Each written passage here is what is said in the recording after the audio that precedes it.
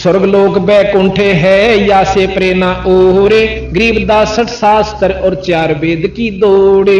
88 जिस रटे 88,000 ऋषि 88 जिस रटे हैं गांव है शंकर शेष, गरीबदास बैकुंठ से और प्रेरणा देश। ये 88,000 ऋषि 33 करोड़ देवता, ये विष्णु भगवान के इन 3 देवताओं के ब्रह्मा विष्णु महेश भगवान के अंदर आते हैं और ये इन्हीं की उपासना करेंगे। और कहां जावे तो यहां का ये सारी बात सुनकर कबीर साहब जी ने असली भक्ति तथा का दूध और पानी छाना। किस प्रकार? सुन स्वामी निज मोल गति कै समझाऊं तो ही, गरीबदास भगवान को राख्या जगत सम्मोही।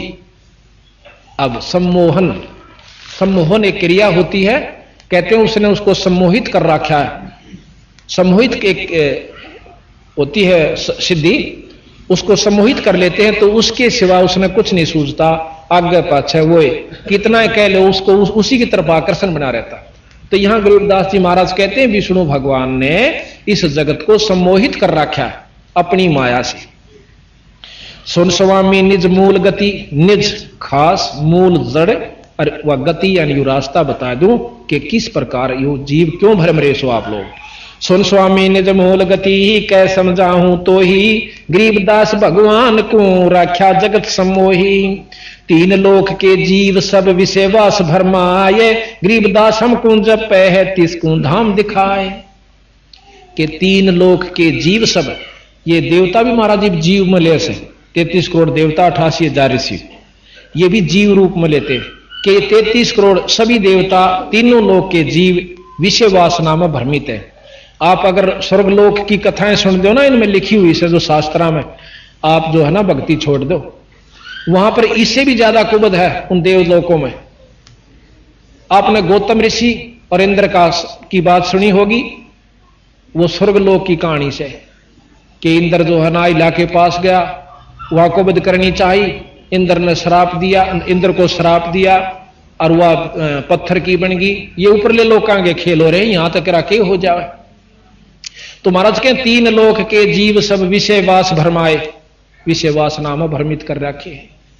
और गरीबदास हमने जपे उसने धाम दिखा, जो हमारा नाम जपे हमारे नुमाइंदे संत लेकर, और जब वो नाम जपे जब वहां पर उसकी मुक्ति का साधन बने, जब हम बतावा जब हो उसका। जो देखेगा धाम को सो जानत मोज, गरीबदास तो से कहूं सुन गायत्री गूंज। अब बंदी छोड़ने बोले दीपता है तो आपने 4 वेदों के अनुसार और रामायण महाभारत के अनुसार बैकुंठ तक का ज्ञान है, उसको आप सत्य मान रहे हो। ठीक आपने झलक भी होगी या शास्त्रों से भी सुन दिया होगा, पर इससे ऊपर तो जब देखोगे जब हम बताओगे, और जब उसने देख लोगे जब थारा यकीन होगा। अब आपको ऐसे रहस्यमय बात बतावांगे क्योंकि बहुत देर से सुनने को मिलती ये कथाएं, और पूर्ण रूप से जानकारी जब हो से उसका समय लगा करता। एक बात, ये नानक जी है जो सिख धर्म के प्रवर्तक और महान संत हुए, ये बहुत अच्छे शब्द पुरुष हुए हैं। कबीर साहब इनके पास पहुंचे, कहने लगे नानक देव जी, कहां जी आप क्या की उपासना करते हो, क्या साधना करते हो? उन्होंने कहा कि निरंकार की उपासना करता हूं मैं। निरंकार अखां, तो निरंकार की क्या पहचान है? आपने ध्यान द्वारा देखा हो? अखां देखा, अंदर ज्योति दिखाई देती है, प्रकाश दिखाई देता है। न बोला जी इस निरंकार ने तो सब चीज उड़ जा रखी है, इस ज्योति ने सारा काम बिगाड़ रखा। क्या मैं बताऊं? आपके 60,000 जन्म हो लिए नानक जी, जब से आप अपने लोक सतलोक तक आकर इस ज्योत निरंजन काल के देश में फंस गए। न बोला नहीं ऐसी गल नहीं होती, केड़ा उत्थे तो कोई और है नहीं, सतलोक कुछ नहीं है। न बोला नहीं, मेरी बात तो सुनो। अक सुनाओ। आप सतयुग में अमरीश राजा थे। अच्छा, अखां महाराज ने अपनी शक्ति से दिखाया, जब उन्होंने देखा सारा रोलक साची भाई। और तो आप त्रेता युग में जनक थे, राजा जनक, ये नानक जी थे, वो फिर दिखाया। अग जी बिल्कुल ठीक। और ईब आप नानक हो गए, इतने बड़े बड़े आप ऋषि और संत रह चुके हो, और अब आप नानक आगे अगले जन्म में आपका इतना भी ब्योत नहीं रहेगा। ये काल एक युग में बहुत तप करवा दे, भजन करवा दे से, अगले जन्म में उसने खर्च करवाना, करवाते करवाते करवाते करवाते ना नाम पकड़ा क्यों ज्ञान हो जा, थोड़ी बहुत सिद्धियां हो जाती हैं। तो बोला नहीं जी, खैर और गल तो आपकी सारी मान ली, पर मैं अंदर दिखाई देता उस वस्तु ने कैसे भूल जा, देख अंदर ध्यान लगाया। और उससे पहले कबीर साहब ने बता दिया कि मैं नाम दूंगा सतनाम। सतनाम जपण का नहीं है, एक और नाम है सच्चा नाम। सच्चा नाम जपने का के लिए दिया गया, इसमें लिखा हुआ वो सच्चा नाम अलग से है। जैसे कहे ना दवाई ले ले, और दवाई दवाई नहीं मिला करती, दवाई का आगे फिर उनके नंबर हो सब, कौन से पेट की है, सिर के दर्द की है, कौन सी है, फिर वह दवाई आगे पावेगी। सतनाम कहने तक कई भाई ने कहा सतनाम जप, सतनाम कोई जपण की चीज नहीं है, वो नाम और से सच्चा नाम। तो ने बोले वो सतनाम मेरे पास है। कबीर साहब बोले मैं दूं जब आपकी मुक्ति होना तो हो नहीं सकती, और इब्ने चक्कर काटे जाओगे आपके मुक्ति नहीं हो सकती। ने बोला नहीं ऐसी गल नहीं, मुझे अंदर दिखाई दे, देख अंदर। ध्यान लगा कर नानक साहब ने अंदर देखा, कहते हैं वो निरंजन का लोक जो है वो ज्योत में है, प्रकाश। प्रकाश तो सभी देवताओं के लोक में है, और सभी देवताओं का नूर है, पर उनमें अंतर से थोड़ा थोड़ा, जैसे 0 का भी बल्लभ है, और 60 वाट का भी है, और 100 का भी, और मरकरी भी, और फिर कबीर साहब का नूर दिन लकड़ जाए इतना है पूर्ण ब्रह्म का। तो हम थोड़े से प्रकाश ने देख कर सोचना साधना ठीक होगी अपनी। अब कौन से लोक में किस इष्ट की उपासना आप कर रहे हो, उससे का नूर दिखेगा। अब जो से लोक में टिकट लेकर जाओगे जिस गांव में, उस शहर में, उससे को पहुंचोगे। तो इस प्रकार बोला मैं अभी लगाता हूं, ध्यान लगाओ।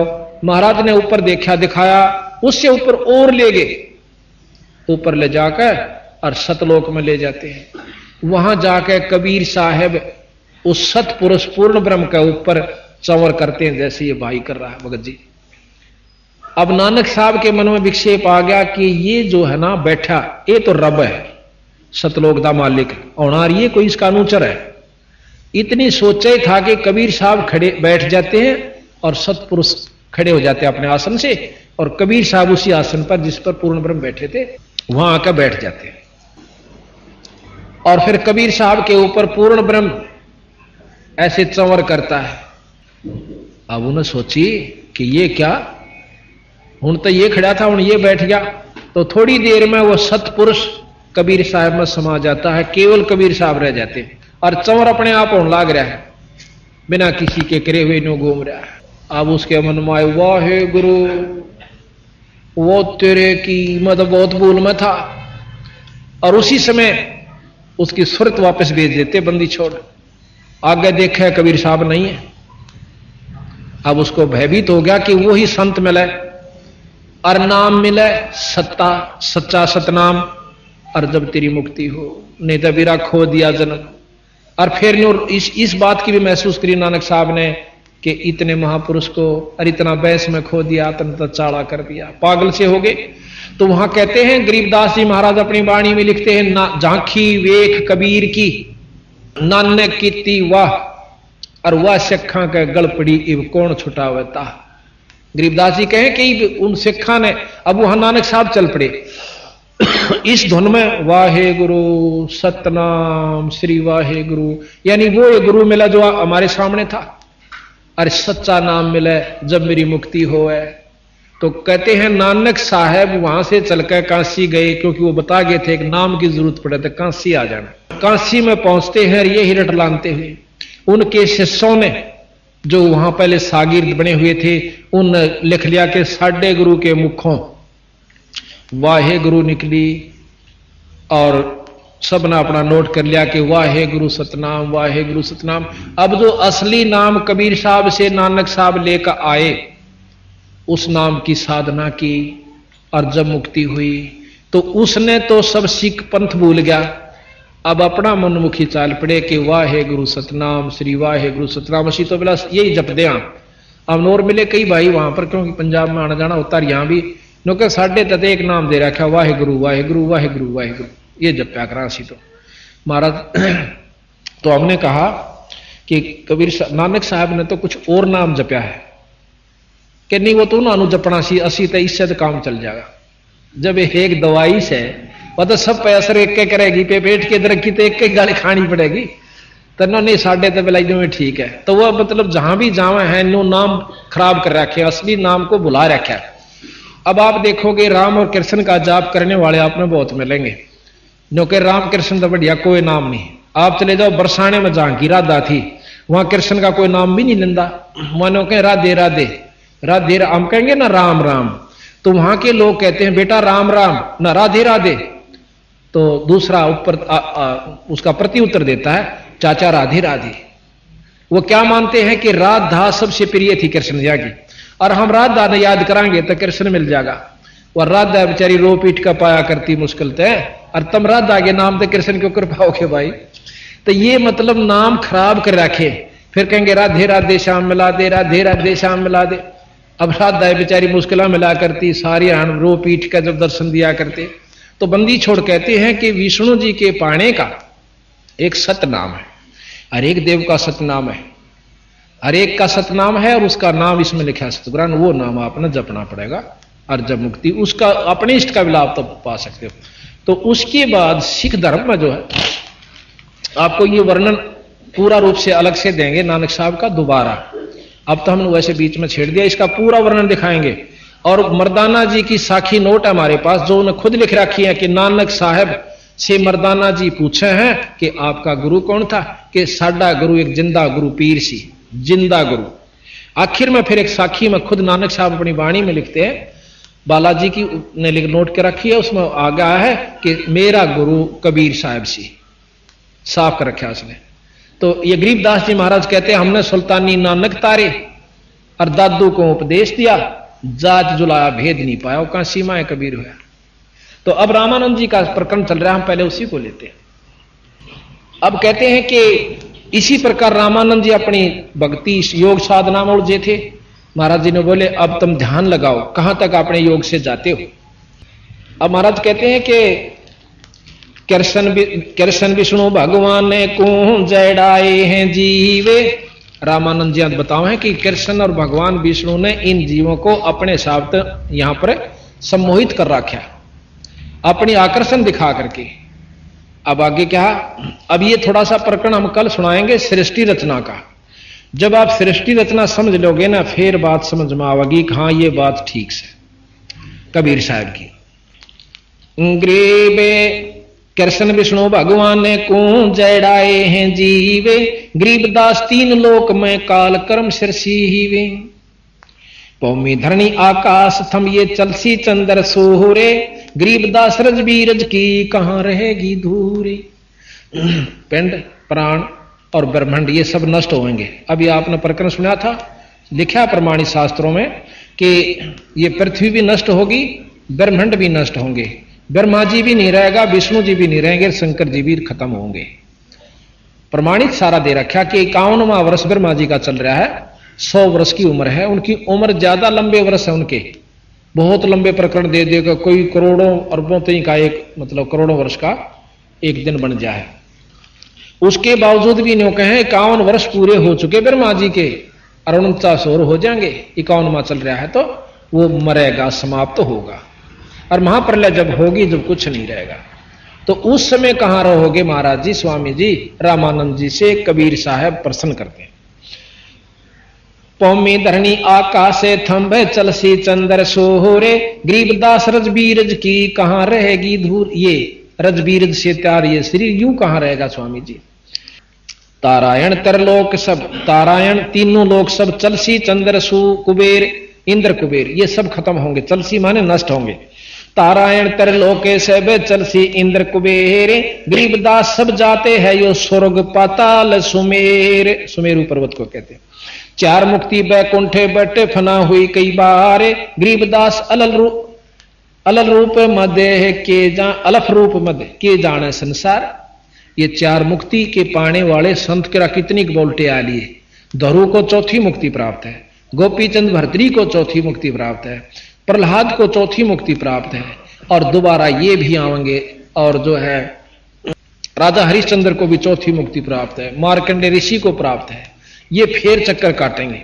गरीबदास जी ने लिखा है कि 10वां अवतार अभी आवेगा, और शास्त्र भी प्रमाण दें। और इन्होंने नाम तक बता रखा कि वहां पैदा होगा और हरिश्चंद्र राजा जो है 10वें अवतार रूप में आवेगा, और विष्णुदत्त शर्मा के घर में सिंबल नगरी में पैदा होगा।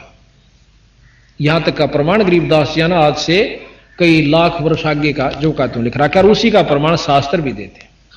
तो यहां ग्रेब कहो स्वामी की तरह हो गए ये 14 भवन बिहंडे, गरीबदास भी जग के हाथेरा चले प्राण और पिंडे।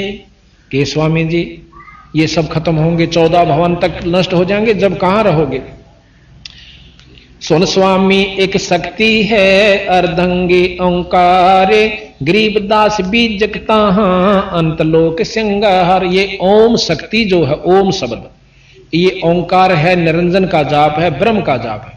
ये ब्रह्म खुद इस सारी सृष्टि को नष्ट करेगा जब इस पृथ्वी पर, गरीबदास जी ने लिखा कि आगे ऐसा समय आओगा कि कोई फल फूल का दार पौधा नहीं उगेगा और ना कोई कणक होगी, क्योंकि 3.5 हाथ नीचे तक का पृथ्वी खराब हो जाएगी, इस पर बीज नहीं उगेंगे। अब ये हालत इस पृथ्वी की होगी।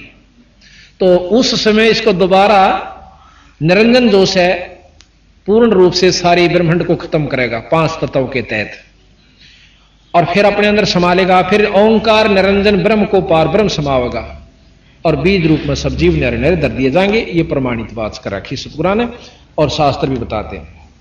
अब वो कहने लगे कबीर साहब से रामानंद जी की, इसी कौन सा स्थान है जहां कभी नहीं मरते, कोई नष्ट नहीं होता? तो उसको सतलोक बताया। एक सतलोक है, उस सतलोक में कभी परिवर्तन नहीं आता, ना वहां कोई प्रलय होती ना महाप्रलय होती। जैसे का तैसा रहे परलोफना प्राण, गरीबदास उस शक्ति को बार बार कुर्बान। अब सतलोक के यहां, सतपुरुष के यहां कोट इंद्र ब्रह्मा जहां, कोट कृष्ण कैलाश, कोट कह करोड़ों, करोड़ों तो इंद्र और ब्रह्मा जहां, करोड़ों कृष्ण और कैलाश। गरीबदास शिव करोड़ हैं, करो कौन की आश। सतपुरुष के यहां करोड़ों शिव हैं, शंकर भगवान के से साधक उपासक संत वहां बहुत है। ग्रीब शिव शक्ति जासे हुई, शिव शक्ति शंकर भगवान भी जिससे उत्पन्न हुआ, शिव शक्ति जासे हुई अंत कोट अवतारे, गरीबदास उस शक्ति को लख सो हो करतारे। उस पूर्ण ब्रह्म की शक्ति को लख मीन पावे, पावे नाम विधि से वो परमात्मा स्वरूप हो जाएगा, करतार स्वरूप हो जाता है। जैसे आईएएस करने के बाद डीसी का अधिकारी हो जाता है। शंख स्वर्ग पर हम बस हैं, सुन स्वामी ये सैन, गरीबदास हम अलफ हैं, यो सब फोकट, ये सब गुल फोकट फैन। के शंख नील पद्म शंख स्वर्ग पर हम बस हैं सतलोक में, और सुन स्वामी ये सैन माने इशारा, और गरीबदास हम अलफ है, ये सब ये गुल फोकट फैन। ये गुल ये फोकट है, ये बेकार से जो आप 3 लोक तय की उपासना कर रहे हो। अब इसको महसूस नहीं करना, कोई किसी इष्ट का उपासक हो तो गलत, महाराज ने किसी चीज को बिसराया नहीं, वही शास्त्र बताओ, पर हम जोर नहीं देंगे इष्टवादिता के कारण। हम भी उपासक हैं, हम ब्रह्मा जी का भी जाप करते हैं, विष्णु जी का भी जाप करते हैं, शंकर जी का भी जाप करें और माता का भी जाप करते हैं, ऐसी बात नहीं है। अब हमने जिस तरह काम पड़ा, जैसे हम प्रधानमंत्री के व्यक्ति हों और रहते हों जिला रोहतक में, तो हमने एसडीएम से भी मेल रखना पड़ा है, डीसी से भी रखना पड़ा है, भाई सारे काम जो हमने आवश्यक हो जल्दी हो जाएंगे, इतना सुख हो जाएगा, कभी कोई तकलीफ नहीं होगी। ये थोड़ा है कि हम प्रधानमंत्री के आदमी हो गए, सारा नमोल ले लें और किसी को समझें, ये गलत बात है। पतिव्रता वही होती है जो अपने जेठ देवर जेठानी दौरानियां थे पूर्ण रूप से प्यार करे, उनका यथाउचित आदर दे, पर भाव रखा अपने पति में, ये पतिव्रता के लक्षण बताए। रामानंद जी कहते हैं, जे तो कहा सो मैं लहा, बिन देखे नहीं दीजे, गरीबदास स्वामी कहे कहां अलफ वो बीजे। वह चीज है कि फिर मैंने नो दिखा दे। अब कहते हैं महाराज अब तुम अंदर चलो, अपने पहुंचो जहां तक जाना चाहते हो आप योग विधि से। तो कहते हैं योग युक्त प्राणायाम कर जीत्या सकल शरीर, और त्रिवेणी के घाट में वो अटक रहे बलवीर। ध्यान लगा और फिर ने बोला इसमें तक करोड़ों रामानंद होकर जा लिए तेरे कैसे, योगियों का कोई ओढ़ नहीं, फिर नरक में जाओ। पिंड प्राण इस शरीर में अपने जीव को, प्राण को अंदर ले जाओ। पिंड प्राणपुर यानी इस धाम में, इस महल में जाओ। पिंड प्राणपुर में धसो हो गए रामानंद कोटे, गरीबदास सर स्वर्ग में रहो शब्द की ओटे। सर स्वर्ग में, आखिरी स्वर्ग सतलोक के अंदर। तावा चित चक्रित भया देख फजल दरबारे, गरीबदास सजदा किया हम पाए दीदारे। ऊपर जाकर देखा सतलोक में, कहते ये परमात्मा है खुद। तो कहते हैं तहां वहां चित चक्रित भया, चकरा गया दिमाग। और देख फजल दरबार, सतलोक के दरबार ने देख कर और गरीबदास सजदा किया, बार बार नमस्कार सजदा किया। हम पाए दीदार, अखमन दर्शन हुए परमात्मा के। अब सतलोक की झलक देख कर श्री रामानंद जी का मन चकरा गया, क्योंकि स्वर्ग से तो वो संख गुना ज्यादा आकर्षक है। बहुत अधीन होकर कहने लगे, हे स्वामी आप खुद ब्रह्म हो, मैं तो आपका के सामने कुछ भी नहीं। अब वो छोटे से बच्चे ने, 104 साल का महात्मा, योगी, चारों वेदों का ज्ञाता, 6 पुराण 6 शास्त्र 18 पुराणों के जानने वाले ने कह अपूर्ण परमात्मा है। ये तो 600 साल पहले का इतिहास है। कहते कोई न सोचा गड़ोंग मार रखे लाख बरस हो गए। 600 साल पहले का इतिहास है, इतना को पुराना नहीं है। कदे कोई न सोचा सट्टे मार रखे। और गरीबदास जी जो लिख रखा है ये 250 साल हुए, और हाथ से लिखा हुआ हमारे पास है ये सारा ग्रंथ। ये तो बाद में प्रिंट करवाया गया। तुम स्वामी में बाल बुद्धि ही भ्रम कर्म किया नाश। अब रामानंद जी उस बच्चे ने कहते तो मेरे, आप तो मेरे स्वामी और मैं आपका बच्चा। तुम स्वामी में बाल बुद्धि ही भ्रम कर्म किया नाश, गरीबदास निज ब्रह्म तुम हमारे दृढ़ विश्वास। निज ब्रह्म, आप असली ब्रह्म यानी पूर्ण ब्रह्म हो। अब मुझे विश्वास हुआ आंखें दर्शन करके, यानी अपनी आपकी दया से। सुन स्वामी मेरा दृढ़ विश्वास, सुन स्वामी कैसे लखो ये कह समझाऊं तो ही, गरीबदास बिन पर ओढ़े है तन मन शीश न होए। उसको पाओ कैसे कि योग विधि से नहीं पा सकते। अब हम आपको कल मिलेगा, मेरे ख्याल में बोर्ड बनवा रखा है जिसके अंदर सारे कमल लिख बनवा रखे हैं, बहुत बोर्ड बनवाया है। और उसमें आपको खोल कर समझाओगे कि 4 वेद के योगियों का अनुसार योगी पुरुष सहस्रार कमल तक जाते हैं। सहस्रार कमल तक ऊपर किसी वेद में ज्ञान नहीं, शास्त्र में। और कबीर साहब गरीबदास जी उस 4 सहस्रार कमल तक का वर्णन शहीदों का जो दिवस है और उस तो ऊपर और भी बतावे। अब वही बात आवेगी कि जिसने यहां से दिल्ली तक के रोहतक से दिल्ली तक जा चुका है, सारे स्टेशन नोट कर रखे हैं कि ये सब आई, और हम भी जा रहे थे तो हमने वो मानने पड़ेंगे कि हाँ दिल्ली तक के ये स्टेशन है। और कोई आगे बंबई तक के और बताता हो भाई ये आगे जाओगे ना ये स्टेशन और आवस है, तो वो गलत नहीं से। पर हम नहीं देखे, हम नहीं जा रहे, हमने यहीं तक का ज्ञान है तो वो अलग बात से। पर वहां तक भी जो कि तो पाओगे जब ये सारे सही मिले। अरे तो अनपढ़ थे, चलो आप बता दो ना कितने विद्वान सो, आप बता दो कितने कमला के बारे में जानते हो। अगर कोई ज्ञान से ही जान सकता है, और ज्ञान को सत्य मानता है, ज्ञान से, ज्ञान कहां से हुआ? इन शास्त्रों से हो सकता है। और वो तो अनपढ़ थे, 5 साल के बचान लाग रहे, कोई गीता पढ़ी ना, महाभारत पढ़ा ना, भाई वेद पढ़े नहीं। और 10 साल के गरीबदास जी बताने लागे थे। तो हमने इन पर विश्वास करना होगा। हम असली वस्तु न छोड़कर हमने वो भी करना है, जैसे 10वीं भी करनी है, BA भी करनी है, MA भी करनी है, फिर हमने वस्तु प्राप्त करनी है। तो ये महाराज कहें कि यहां तक के आपको ज्ञान, यहां तक का जो ज्ञान से ये कैटेगरी आप आ जाओगे, इतनी आपको उपलब्धि होगी, इस तो ऊपर और चलना होगा। ऐसा सतगुरु महाराज हमें बताओ। अब कहते हैं रवनपुरी एक चक्कर है, तहां धनंजय बाय। बाय कहें वायु को, धनंजय ये अंदर की सारे महाराज दाना दाना गिनते हैं योगियों का। जब सारा प्रकरण रामानंद जी ने अपने महाराज के मुख से सुन लिया कि ये ओड बालक और भीतर की सारी वस्तुएं बताने लग रहा, कौन सी वायु कहां से चलेगी और कहां तक वह पहुंचेगी, उससे आगे कौन सी शुरू होगी। नाभि कमल से आगे कुंडली शक्ति है, कुंडली के अंदर एक नाभ एक वो बना रखी है नागफणी, जो इस कुंडली शक्ति उसको रोकी हुई है। जैसे पाइप होती है, पाइप के ऊपर रबड़ चढ़ा दें, पाइप के ऊपर रस्सी बांध दे तो अभी इस बंद हो जाती है, पाइप के अंदर वस्तु जानी बंद, पानी जाना बंद हो जा, नलकी होती है उसमें। इस प्रकार नाभि से आगे एक नाड़ी जाती है, नाड़ी। उस नाड़ी को महाराज गरीबदास जी ने लिखा है कि एक नागनी है, नाग जैसा मुंह है उसका, नाड़ी का, नाड़ी है वो भी, पर नागनी कहलाती है वह। और उसके दो जीभ से नाग को हा करें, और उसने इस नाभि के से आगे जो कमल तक जाती है या नाड़ी, इसको अपनी लपेटे थे, 3 लपेटे ला रखे हैं उस नाड़ी ने इसके चारों तरफ, और उस जो नाभि से आगे चलना होता है योगी ने वो बंद कर रखी है। और योगियों ने वह खोलनी पड़ा है उस नाड़ी को, उस नागनी को मारना पड़ता है। कैसे मारे कि सांस, वह सांस के द्वारा खड़ी है, प्राणायाम करना पड़ता है, बहुत लंबे प्राणायाम का अभ्यास कोई वर्षों तक करना पड़े। फिर वह क्या करती है कि वो नाड़ी मुरझा जाती है, आगे से नीचे न हो जाएगी।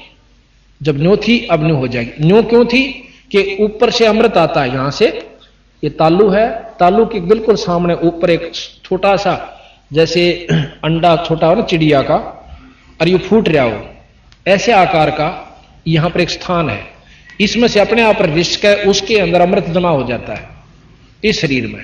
और उसको एक नाड़ी के माध्यम से जब हम तालू को ऐसे मिलाते हैं, अभ्यास बताते हैं कई योगी, इसको ऐसे मोड़कर तालू पर लगाते हैं जीभ को, तो उस नाड़ी के ऊपर से एक बहुत बारीक पत्ती है जो उसको बाल्ब के रूप में बंद करें बैठी है। और जीभ ऐसे करते ही वो अंदर से नाड़ी खिसक जाती थोड़ी सी, जितनी देर हम जीभ लगाएंगे इतने वह मड़ी सी हटी रहेगी, और उसमें से वो नाड़ी का आकर के हमें अंदर अमृत जाना शुरू हो जाता है। उससे क्या होता, भूख लागनी बंद हो जाए और शरीर में ताजगी आ जाए, पर मुक्ति नहीं है। गरीबदास जी यहां उस योगी को फेल करते हैं, चलो अमृत भी चाख लिया, शरीर स्वस्थ रहेगा, बहुत दिन तक भी राख लेगा, पर बेटा नाम बिना काम नहीं चल रहा है। ये तो एक साधना बना ली, रोटी खाकर डांट लिया, थोड़ी खा ले, ज्यादा क्यों खावे, आवश्यकता अनुसार। प्रथम अंजन संयम राखा, योग युगत सब सतगुरु भाखा। ये तो आपने साधना की भक्ति के लिए, भक्ति फिर अलग रहेगी। तो यहां बात यहां खत्म हो जाती है कि हम असली वस्तु को पकड़ने तैयार नहीं। हमने तो आंख नीचे बैठ जाओ, दिख जाओ, अर्नो को बस सांझे बैठा, तड़के तो ही बैठा रहा। अब साधु के चाड़ा से गरीबदास जी महाराज के 1000 वर्ष बैठ कर चले गए, वो गधे की जुनी बताए।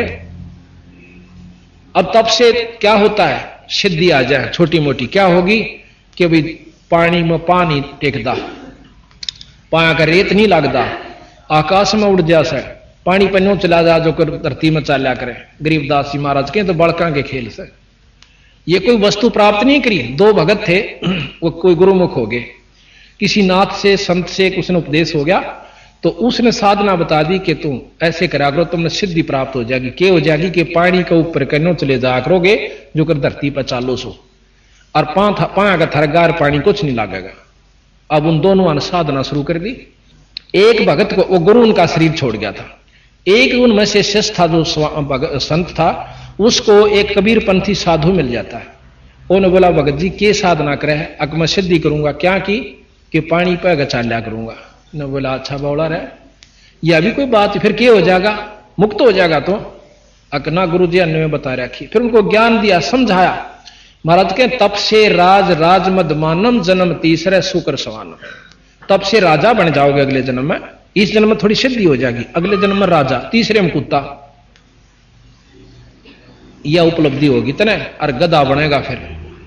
अब वो समझदार था, बोले जी और के साधना, फिर उन्होंने बताई। गरीबदास जी ने लिखा कि 24 सिद्धि हैं, 3 लोग के शास्त्र केवल 8 सिद्धि 9 निधि बतावे, और यहां 24 सिद्धि बताते हैं कि हमारे नाम के जापते ये 24 सिद्धि आ जाएंगी। क्या, एक सिद्धि आकाश से उड़ जाई, एक सिद्धि जल पैर नहीं लाई, एक सिद्धि कुछ खावे ना पीवे, एक सिद्धि जो बहुत जुग जीवे, एक सिद्धि बहुत चोले तो झारे, यहां भी दिख जा, वहां भी दिख जा, वहां भी दिख जा, एक सिद्धि नहीं तत्व विचार।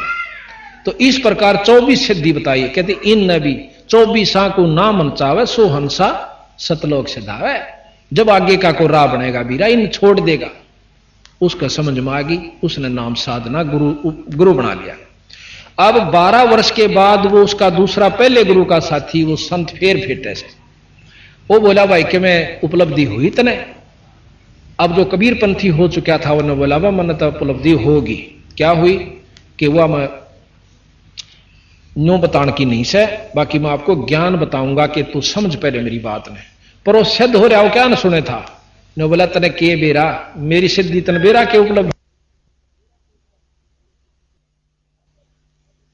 अगर नदी थी एक नहर, उस नहर के पानी के ऊपर का पट पट पट नु चला गया दोनों धरती पर चालने से, और उल्टा ही फेर आ गया ने बोला देखा तने की पाया, तय कुछ नहीं बोले डरे डोए। तो वो जो कबीरपंथी साधु था रोन लाग गया। ने बोला रे तने 12 साल में यूए सीखा, ये तो 2 अन्ना मत किश्ती परे ने ले जाएगी, 2 अन्ना में उल्टी ले आवे। 12 साल में 4 अन्ना का काम सीखा तने, और मुक्त हो जाएगा, गधा बनेगा। फिर वो पताई देखने वो अपनी चुप बताई। उन्होंने बोला भाई मन तो जुल्म कर दिया, मत ईशन सब कुछ मान रहा था। तो ये हमने नहीं बेरा कि हम साधुओं ने किस ढंग से देखते हैं, इस साधना को देख कर हम लट्टू हो जाए साधु के चाड़ा से, और तीसरे जन्म में वो गधे की दुनिया में जाता है। ये कबीर साहब और सभी शास्त्र प्रमाण देते हैं। गरीबदास जी बताओ कि तपेश्वरी, ये भी बताते शास्त्र, तपेश्वरी राजेश्वरी, राजेश्वरी नरकेश्वरी, ये श्रुतियों का शास्त्रों का ज्ञान है। तो इन साधनों से तप करने से हम अगले जन्म में राजा की पदवी पाओगे, इस जन्म में काम चलाओ सिद्धि हो जाएगी, लोग रिझावण जोगी, पर अपनी मुक्ति ना शिष्यों की, ये बंदी छोड़ो। तो उस लड़के ने नाम ले लिया। तो इस प्रकार तो कबीर साहब को रामानंद जी ने जब ज्ञान हुआ, अब भाई साधना तेरी गलत बन गई। तो जब उन्होंने अपना नाम उपासना महाराज कबीर साहब के अनुसार करनी शुरू की, तो उन्होंने बोला महाराज जी एक नाम जपो। इस फिर वो चल रहा था ना प्रकरण। अब ये एक नागनी है जो इस नाभि के एक जो अंदर से जाती है नाड़ी, उसको बंद कर रही है। इसको योगी कैसे खोलते हैं, सांस प्राणायाम करते हैं, सांस बंद कर लेते हैं, ऐसा सांस रोक लेते हैं कि आना भी बंद हो जाता है, कपाल में चढ़ा, तो वह सांस से खड़ी है न्यू, और जो अमृत ऊपर से आता है उस अमृत को वह पकड़ लेती, सारे वह पी जाए। तो उसके जो सांस रोकने से उसका मुंह नीचे न हो जाए, तो वो अमृत शरीर में रमना शुरू हो जाता है, और नाभि वो नाड़ी से वह रास्ता खुल जाता है। तो योगी पुरुष अपने वायु को 10वें सुषमना में गाल लेकर और यहां से चलते हैं, और नाभि में आकर के फिर कमला में का होते हुए और फिर त्रिकुटी में आते हैं। संत कहते हैं कि हम इन कमला के एक अलग से जाप देते हैं, उन मंत्रों के जाप से कमल स्वतः खुल जाते हैं, साधना की जरूरत नहीं पड़ती। और फिर हमने त्रिकुटी में सीधा ध्यान यहां से ही लगाने की हम विधि आपको बताएंगे। ये निचले सारा हिस्सा छोड़ देना होगा, वहां से हम चलेंगे और आपको ऊपर की वस्तु बताएंगे। फिर जहां तक सहस्रार कमल से भी पार करना होगा हमने, और ऊपर जाके हम सतलोक पहुंचेंगे।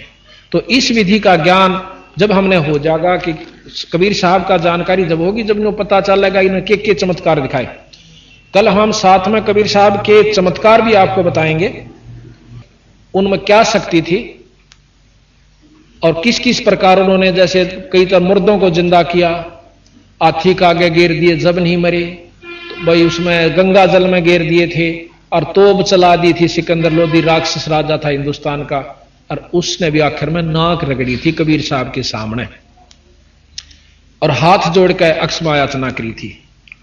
और वही एक राजा था जो कि कृष्ण जी का काबू नहीं आए, और क्या नाम है, कौरव और पांडव युद्ध होकर रहा, और वही हस्तिनापुर का राजा सिकंदर लोधी था, कबीर साहब का आगे नाक रगड़ी, और एक बनी 20 बार रगड़ी है। तो आज के उदाहरण है, और उसने कह दिया था कि आज के बाद हिंदू से मुसलमान नहीं बनावेगा।